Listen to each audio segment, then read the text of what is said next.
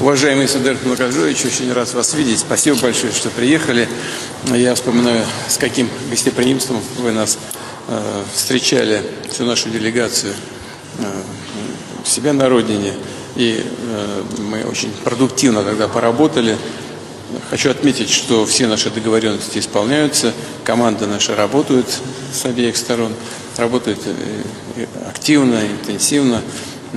И есть результаты этой работы, они отражаются на темпах экономического роста Кыргызстана.